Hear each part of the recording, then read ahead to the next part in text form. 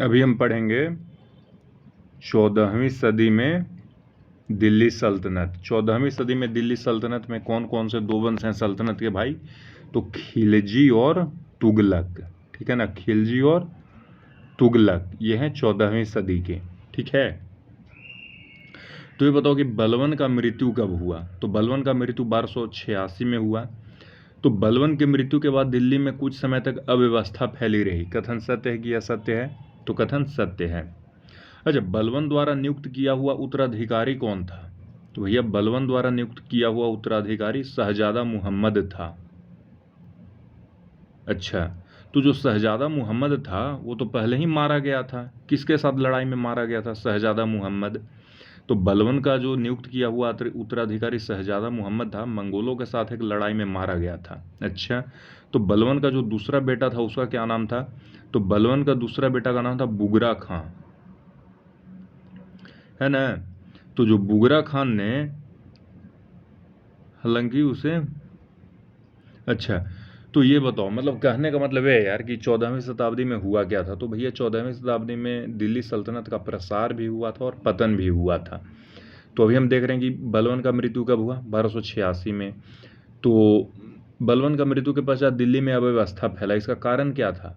तो इसका कारण ये था कि उसके दोनों बेटे जो थे वो शासन व्यवस्था नहीं संभाल पाए। कैसे नहीं संभाल पाए दोनों बेटे? तो जो बेटा था जो कि उत्तराधिकारी नियुक्त किया हुआ था बलबन का, और उसका नाम था शहजादा मुहम्मद, वो तो पहले ही मारा गया था। किनके साथ? मंगोलों की लड़ाई में मारा गया था। और जो दूसरा बेटा था बुगरा खान, उसने बोला कि भैया हम दिल्ली में नहीं आएंगे, हम बंगाल और बिहार पर शासन करेंगे, है ना। यानी कि बिहार और बंगाल पर शासन करने को वरीयता दिया। अच्छा, काहे दिल्ली काहे नहीं गया भाई? दिल्ली से उसको बुलावा नहीं आया था क्या? नहीं, दिल्ली के अमीरों ने तो उसे हुकूमत संभालने के लिए निमंत्रित किया था, लेकिन वो कहा कि नहीं, हम इधर ही हैं, ठीक है, बिहार और बंगाल में ही। तो जब ये दोनों नहीं गए गद्दी पर, तो दिल्ली में तख्त पर किसे बैठाया गया भाई? तो दिल्ली में तख्त पर बैठने वाला था बलबन का पोता। उस पोते का क्या नाम था भाई? उस पोते का नाम था, जो भी हो, नाम पता नहीं है, लेकिन उसके पोते को ही बैठाया गया था। तो पोता बहुत योग्य था? नहीं यार, वो पोता था, वो बहुत छोटा था और अनुभवहीन था। इतना अनुभवहीन था कि स्थिति को नहीं संभाल सकता था। अच्छा,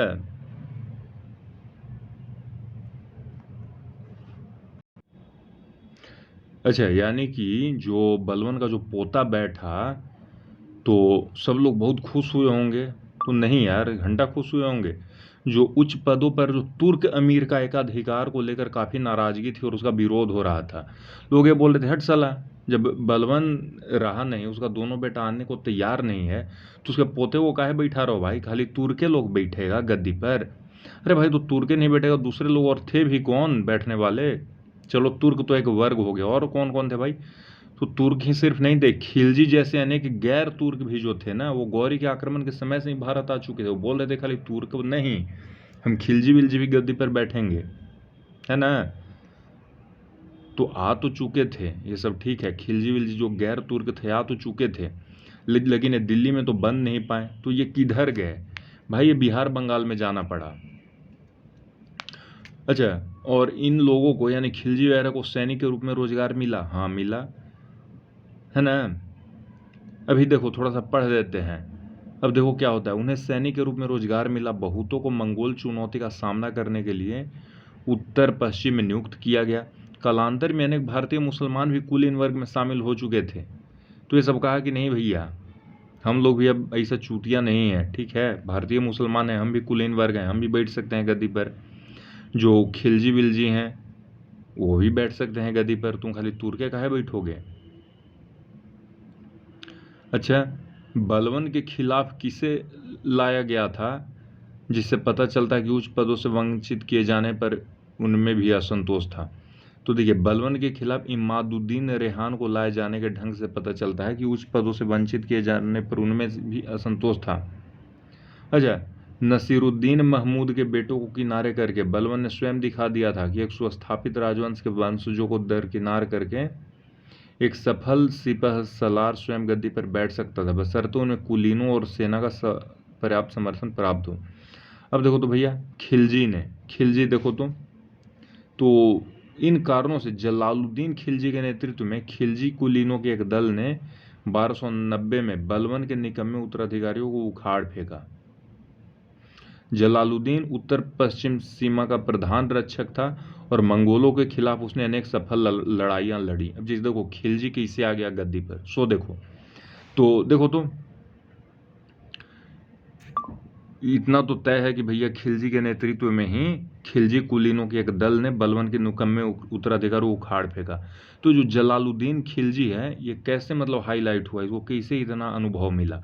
तो भैया उत्तर पश्चिम सीमा का एक प्रधान रक्षक था और मंगोलों के खिलाफ उसने अनेक सफल लड़ाइयाँ लड़ी। उत्तर पश्चिम सीमा से मंगोलों का डर बना रहता था, तो जलालुद्दीन खिलजी ने कई सफल लड़ाइयाँ लड़ी, है ना। अब कुलीनों के गैर तुर्क भाग ने खिलजी विद्रोह का सफल स्वागत किया। अब देखो कुलीनों का जो गैर तुर्क भाग था, कुलीन माने जो अमीर अमीर लोग हैं, तो उन्होंने कहा कि वाह बेटा खिलजी तुम बहुत बढ़िया कर रहा, स्वागत किया। अच्छा, खिलजी किस जाति के थे भाई? तो खिलजी थे मिश्रित तुर्क अफगान मूल के थे। उन्होंने तुर्कों को उच्च पदों से बाहर तो नहीं रखा, पर खिलजियों के सत्तारोहण ने उच्च पदों पर तुर्कों के एकाधिकार को अवश्य समाप्त कर दिया, ठीक है ना। खिलजी जब बैठा तो भैया उच्च पद पर ऐसा नहीं कि तुर्की को नहीं बैठाएगा, लेकिन यह है कि जो तुर्कों का एक अधिकार था उसे खिलजियों ने समाप्त कर दिया, ठीक है ना। जलालुद्दीन खिलजी कितने वर्षों तक शासक रहा? तो जलालुद्दीन खिलजी मात्र 6 वर्षों तक शासक रहा। उसने बलवनी हुकूमत के कुछ कठोर पक्षों में नरमी लाने की कोशिश की। जो जलालुद्दीन खिलजी था उसने बलवनी हुकूमत का कुछ कठोर पक्ष था उसको और कठोर कर दिया, नहीं, वह नरमी लाना चाहा। वह दिल्ली सल्तनत का पहला शासक था जिसने यह विचार सामने रखा कि शासन जनता के समर्थन पर आधारित होना चाहिए, और चूंकि भारत की जनता का बहुमत हिंदुओं का है इसलिए यहाँ राज्य सही अर्थों में इस्लामी राज्य नहीं हो सकता। अच्छा, वह कौन सा शासक था जिसने यह विचार सामने रखा कि शासन जो है जनता के समर्थन पर आधारित होनी चाहिए, और चूंकि भारत की जनता का बहुमत हिंदुओं का इसलिए यहाँ सही अर्थों में इस्लामी राज्य नहीं हो सकता? भैया जलालुद्दीन खिलजी ने ऐसा रखा। उसने सहिष्णुता की नीति अपनाकर और कठोर दंडों से परहेज करके कुलीन वर्ग की सदिच्छा जीतने का प्रयास भी किया, है ना। इसने सहिष्णुता का नीति अपनाया। कैसे सहिष्णुता का नीति अपनाया भाई?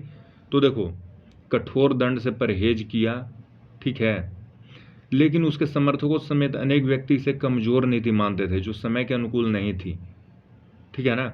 दिल्ली सल्तनत को अनेक अंदरूनी और बाहरी शत्रुओं का सामना करना पड़ा था और इस कारण असुरक्षा की भावना व्याप्त रही।